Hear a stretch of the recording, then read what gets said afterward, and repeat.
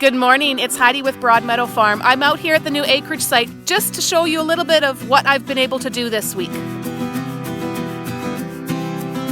Last Tuesday we went up to the old house to do the walkthrough, and when I was there I actually dug this perennial. It's an orange tiger lily and I really couldn't leave it behind.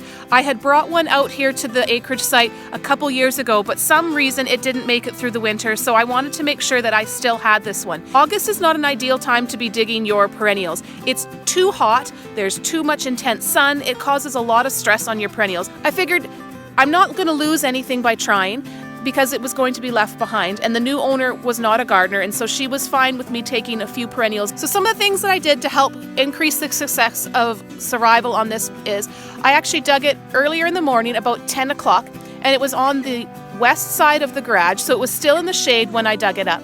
I put it into a 5-gallon pail and watered it in, and then when we brought it here to the new site at my parents' house, I actually left it in the shade for the past week.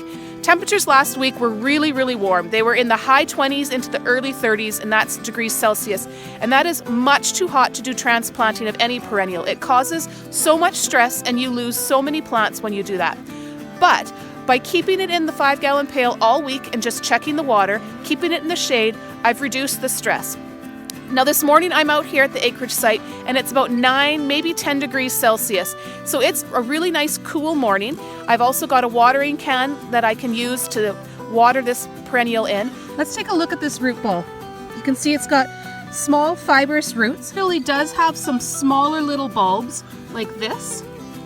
They're just a much smaller bulb than that of the Asiatic or the Oriental lily.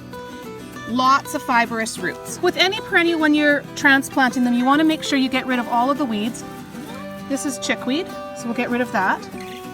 It's kind of funny to think about getting rid of the weeds in this big weedy mess out here, but it's still important to kind of get your plant all cleaned up. So I've got the hole dug. I've got the lily put right in here. You can see the hole is a little bit bigger. This is the level of this topsoil. So I'll just cover the soil up just a little bit to here, and that will make sure that none of these little tiny roots are going to dry out. Once you get the soil in around your plant, you want to push your hands in a little bit like this. What you're doing is you're making sure that there's no air pockets. Air pockets are bad because then the little roots dry out. And when the water comes in, it doesn't hit the soil, it just hits that air pocket. After you're done planting it, make sure you give it a good watering in. That fills any little air holes that maybe your fingers didn't push the soil in, filling in all the gaps so that there's no places for those little tiny roots to dry out.